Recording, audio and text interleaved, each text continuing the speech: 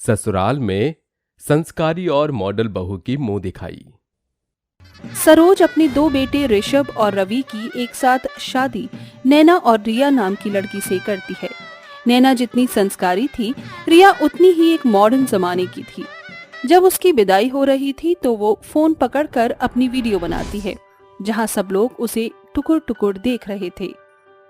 Hello guys, मेरी शादी हो गई और अब विदाई हो रही है और अब अपने ससुराल जाने वाली हूँ। हैशटैग मैं बहुत एक्साइटेड हूँ, hashtag I am feeling sad, देखो मेरे आंसू भी आ रहे हैं। हो गई शूट, अपलोड अब। रिया, ये सब क्या कर रही हो? सब लोग देख रहे हैं, अब तो ब्लॉग बनाना बंद कर दो। कुछ नहीं रवि, अब मेरी विदाई हो रही है तो ये मोमेंट कैप्चर करना भी तो बनता है ना। चलो चलो जल्दी घर चलो, मुझसे ये हैवी लहंगा और नहीं संभाला जा रहा। मॉडर्न बहू भी ना कितना नाटक करती है। अरे नैना बहू, और कितना रोएगी, चल चुप हो जा। चलो गाड़ी में बैठो सब। तभी सभी लोग गाड़ी में बैठ जाते हैं और ससुराल पहुंच जाते हैं, जहां सरोज घर के अंदर जाकर थाली लेकर आती है और दोनों बहू की आरती कर गृह प्रवेश करवाती है। चलो गृह प्रवेश तो हो गया। अरे बहू, तुमने ये घूंघट क्यों करा हुआ है? हटा दो, यहाँ सब अपने ही हैं। नहीं माँ जी, मेरे संस्कार मुझे घूंघट ऊपर करने की आजादी नहीं देते। माँ ने कहा था ससुराल में नई बहू घूंघट में रहती है। माँ जी बिल्कुल ठीक कह रही हैं, इतना देहाती और संस्कारी बनने की कोई जरूरत नहीं। आपसे अच्छी तो मैं हूँ, मॉडल हूँ। मैंने तो नहीं करा घूंघट। हाँ, क्योंकि तुम मॉडर्न हो। चलो बहुत बातें हो गई, तुम दोनों अपने हाथ से हल्दी का छाप घर की दीवार पर लगा दो। ओफो माँ जी, मेरा गर्मी से इतना बुरा हाल हो रहा है। इतनी भारी भारी ज्वेलरी और लहंगा पहना है, आप हमें अंदर कब जाने देंगी? कितनी और रस्म बाकी हैं। इससे अच्छा तो आप कोर्ट मैरिज करा देती, एक दस्तखत करते ही शादी हो जाती। नो रीति रिवाज।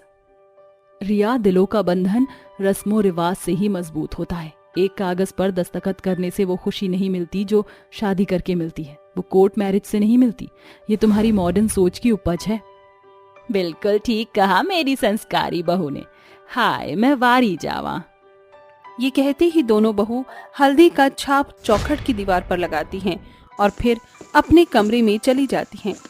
अगले दिन संस्कारी बहू जल्दी उठकर सफाई कर देती है, फिर नहाकर पूजा करती है और सभी का नाश्ता तैयार करती है। वहीं दूसरी ओर मॉडल बहू सो रही थी। घर की चमक और अपनी संस्कारी बहू को रसोई में देख सरोज कहती है, अरे वाह बहू, तूने तो जल्दी उठकर घर की सारी सफाई कर ली, एक एक कोना चमक रहा है। हाँ माँ जी, मेरी आदत है, मैं अपने घर पर भी ऐसे ही करती थी, इसलिए यहाँ पर भी जल्दी उठकर कर लिया और बड़ी बहू होने के नाते मेरा फर्ज है। अरे वाह मेरी बहू, तू कितनी संस्कारी है। और एक वो निकम्मी मॉडल अभी तक दिख नहीं रही। नई बहू कहाँ है? जरा मैं देख कर आती हूँ। ये कहकर सरोज रिया के कमरे को खटखटाती है कि दरवाजा खुल जाता है। सरोज रिया को उबासी लेता हुआ देखकर कहती है, अरे ओ मॉडर्न बहू, तू क्या अपने घर में है जो इतनी देर तक सो रही है? नई बहू के संस्कारों के बारे में नहीं पता क्या? नई बहू जल्दी उठकर पहली रसोई का नाश्ता बनाती है। ओहो माँ जी, मेरी अभी ठीक से आंख भी नहीं खुली और आप अपनी संस्कारी बहू की ही तारीफ करिए। और ये भी तो मेरा ही घर है ना, तो मैं सो नहीं सकती क्या देर तक? शादी की इतनी थकान थी। एक मिनट।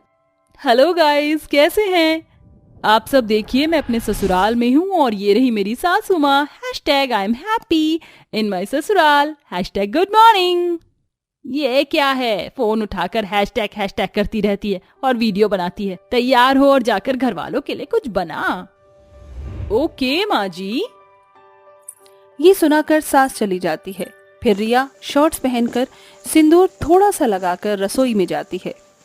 अरे वाह जेठानी जी, आप तो बहुत अच्छा खाना बना रही हो। एक मिनट, मुझे शूट करना है।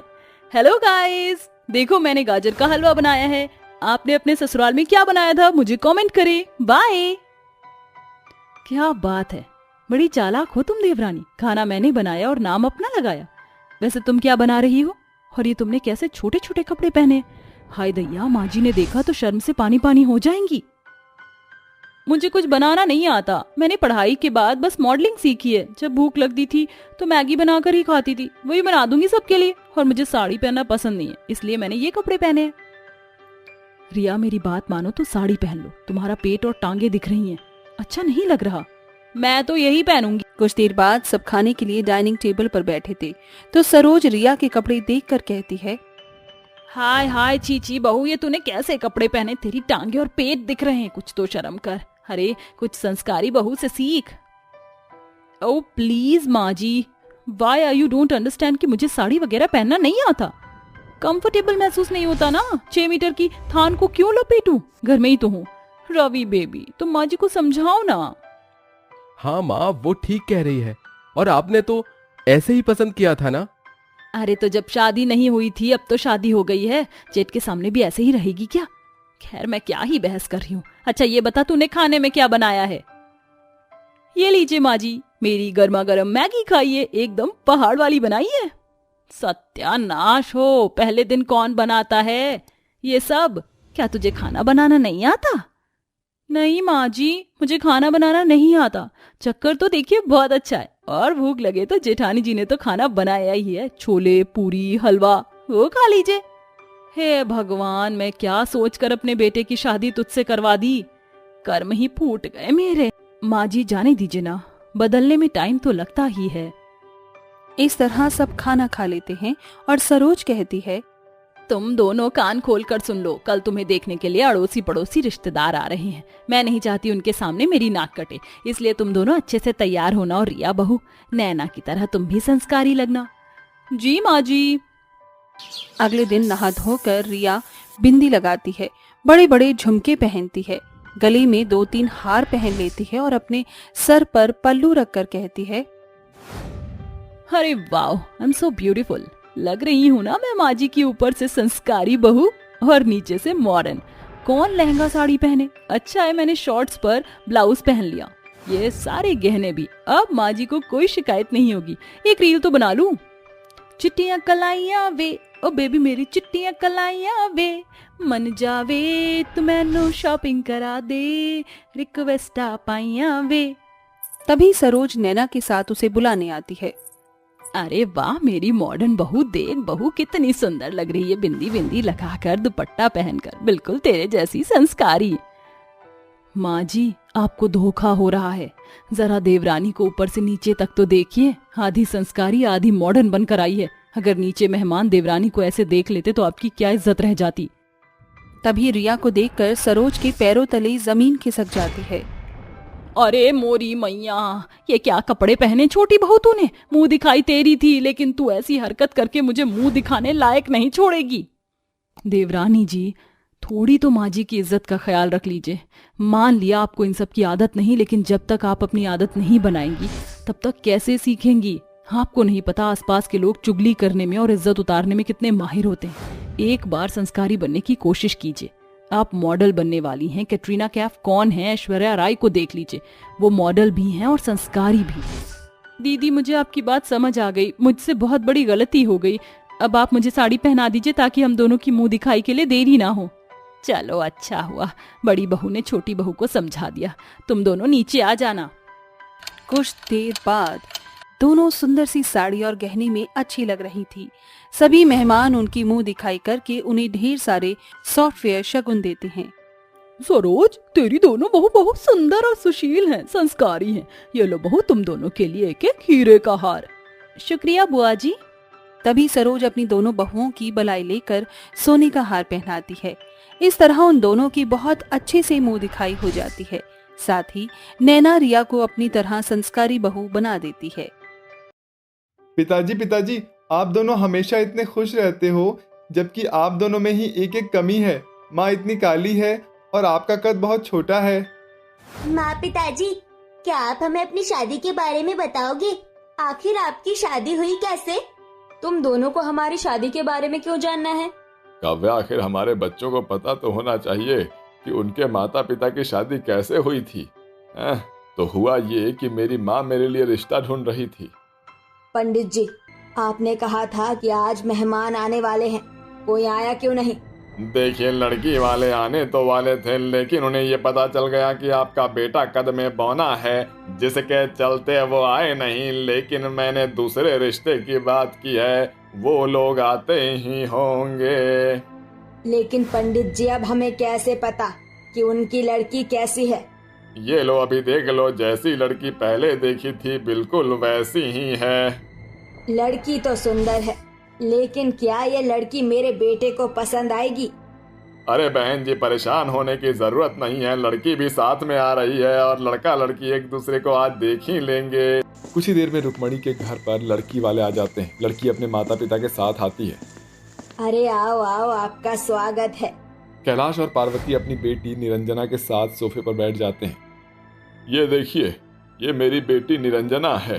हम अपनी बेटी को अपने साथ ही लेकर आए हैं ताकि लड़का लड़की एक दूसरे को देखकर थोड़ी देर बात कर सकें। भाई साहब, आपने ये तो बहुत अच्छा किया। तभी रुक्मणी का नौकर सबके लिए टेबल पर नाश्ता लाकर रख देता है। आप सभी नाश्ता कीजिए, मैं बस अभी थोड़ी देर में अपने बेटे को बुला देती हूँ। हाँ हाँ, कोई बात नहीं, हम आराम से यहाँ बैठे हैं, आप अपने बेटे को बुला लीजिए। वो सभी नाश्ता कर रहे होते हैं कि तभी रुक्मणी अपने बेटे को आवाज लगाती है। अरे बेटा रवि, कहाँ हो तुम? चलो बाहर आओ, रिश्तेदार तुम्हारा इंतजार कर रहे हैं। रवि जैसे ही बाहर आता है, पार्वती और कैलाश उसे देखते ही रह जाते हैं। वहीं दूसरी तरफ निरंजना अपने दोनों माता पिता के कानों में कहती है, अरे माँ, आपने अमीर घर तो देख लिया, लेकिन ये तो देखा ही नहीं कि लड़का कैसा है। मैं इतने बोने लड़के के साथ कैसे जिंदगी गुजार पाऊंगी? रवि आकर अपनी माँ रुक्मणी के पास बैठ जाता है, जिसके बाद रुक्मणी अपने बेटे की तारीफ में पुल बांधना शुरू कर देती है। लेकिन इतनी तारीफ सुनने के बाद भी निरंजना अचानक से उठकर खड़ी हो जाती है और कहती है, बस बस बहुत हुआ, अब मैं और तारीफ नहीं सुन सकती आपके बेटे की। देखिए, आपका बेटा भले ही अच्छा होगा, लेकिन मैं इतने छोटे कद वाले लड़के के साथ चलते हुए कैसी लगूंगी? बिल्कुल भी अच्छा नहीं लगेगा। मैं आपके बेटे के साथ शादी नहीं कर सकती। चलिए माँ पिताजी, यहाँ से चलते हैं। निरंजना अपने माता पिता के साथ वहां से चली जाती है। उसका ये जवाब सुनकर बेचारे रवि को बहुत बुरा महसूस होता है और उसका मुंह उतर जाता है। तभी रुक्मणी कहती है, पता नहीं कैसे तू मनहूस इतना बोना निकल गया। अरे अपने बेटे भाई को देखा है, कितनी लंबी हाइट है उनकी, और अपनी पत्नी के साथ खुश रह रहा है, और तेरी तो यहाँ शादी होने को राजी नहीं। माँ, इसमें मेरी क्या गलती है? ये तो ऊपर वाले की देन है, मुझे इतना बौना बनाया गया है। रुक्मणी गुस्से से उठकर वहां से चली जाती है। रवि भी उदास मन से अपने कमरे में चला जाता है। वहीं दूसरी तरफ काव्या की माँ और उसके पिता दुर्योधन दोनों काव्या को मंदिर में ले जा रहे होते हैं। देखिए पंडित जी, मैं अपनी बेटी की कुंडली लेकर आई हूँ। आप हर बार जब भी कोई रिश्ता बताते हो तो वो मेरी बेटी का लग ही नहीं पाता, लेकिन आज कोई ऐसा रिश्ता बताना जिससे मेरी बेटी का रिश्ता हो भी जाए और वो अपने जीवन में खुश रह सके। पंडित मन ही मन बोलता है, अरे अगर इतनी काली बेटी पैदा की है तो ये सब तो झेलना ही पड़ेगा। क्या हुआ पंडित जी, किस सोच में पड़ गए हो आप? अरे जजमान, आप अगले शनिवार को आइएगा, मैं आपकी बेटी के रिश्ते के लिए एक पूजा करवा दूंगा, जिसके बाद रिश्तों की बौछार आ जाएगी।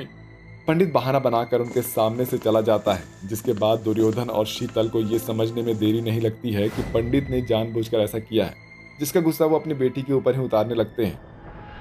अरे ये सब तो तुम्हारी ही वजह से हुआ है। इतनी काली और बदसूरत हो कि कोई भी तुम्हें पसंद ही नहीं करता।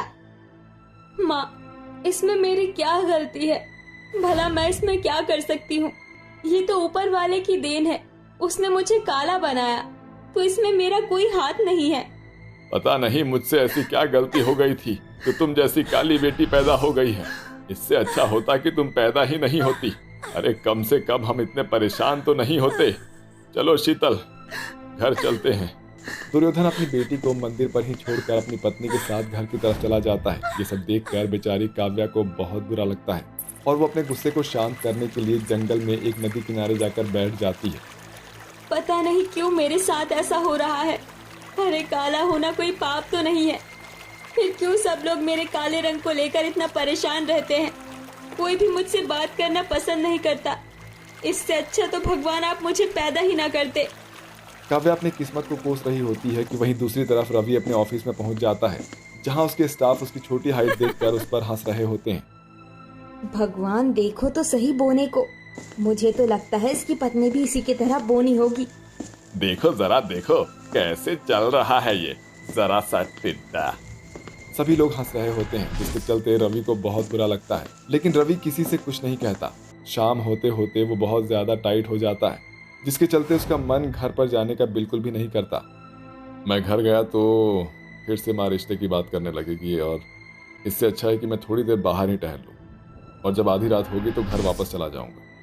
रवि टहलते टहलते जंगल की तरफ पहुंच जाता है, जहां उसे नदी किनारे एक काले रंग की लड़की बैठी हुई नजर आती है। वो बहुत ही बुरी तरह से रो रही होती है और अचानक से खड़ी होकर वो नदी को घूरने लगती है। अरे अरे, ये लड़की इस तरह से नदी के पास क्यों खड़ी है? बहुत ज्यादा नजदीक खड़ी है। अगर ये नदी के अंदर गिर गई तो पता नहीं क्या होगा। वो ऐसा सोच ही रहा होता है कि तभी काव्या नदी के अंदर छलांग मार देती है। उसको बचाने के लिए रवि भी नदी के अंदर छलांग लगा देता है। जैसे ही रवि काव्या को नदी के अंदर से बाहर निकालता है, वो उससे पूछता है, पागल हो गई हो क्या? हाँ, खुदकुशी क्यों कर रही हो? क्या तुम्हें अपनी जान प्यारी नहीं है? मैं जीना ही नहीं चाहती, मेरे पास जीने की कोई वजह ही नहीं है। काव्या रवि को अपने बारे में सब कुछ बताती है, जिस प्रकार से उसके काले रंग की वजह से कितने सारे लोगों ने उसे ठुकरा दिया था और कोई भी उससे रिश्ता नहीं करना चाहता था। वहीं उसकी बातें सुनने के बाद रवि अपने बौने होने की वजह से उसे कितनी तकलीफ झेलनी पड़ी है वो काव्या को बताता है। काफी देर तक वो दोनों एक दूसरे से नदी के किनारे पर बैठकर यूं ही बातें करते रहते हैं। तभी रवि काव्या से बोल पड़ता है, देखो मेरी शादी इसलिए नहीं हो रही है क्योंकि मैं कद में काफ़ी छोटा हूँ और तुम्हारी शादी इसलिए नहीं हो रही है क्योंकि तुम रंग में काली हो। तो क्यों ना हम दोनों एक दूसरे से शादी कर लें। एक कमी तुम्हारे अंदर है, एक कमी मेरे अंदर है। हम दोनों अपनी कमियों के साथ एक दूसरे को अपना लेते हैं। क्या कहती है? रवि की बात सुनकर काव्या खुश हो जाती है और उसके साथ शादी करने का फैसला कर लेती है। वो दोनों मंदिर में जाते हैं और एक दूसरे से शादी कर लेते हैं, जिसके बाद वो दोनों अपने परिवार वालों को बताते हैं। उन दोनों को एक साथ खुश देखकर उन दोनों के परिवार वाले भी उनकी शादी को मंजूर कर लेते हैं और उन्हें एक साथ खुशी खुशी रहने देते हैं। और उसके बाद हम दोनों को 2 खुशियां और मिली, एक तुम और एक तुम्हारी बहन। कभी भी किसी की कमी के चलते उसको ठुकराना नहीं चाहिए, यही जिंदगी का असली मूल्य है।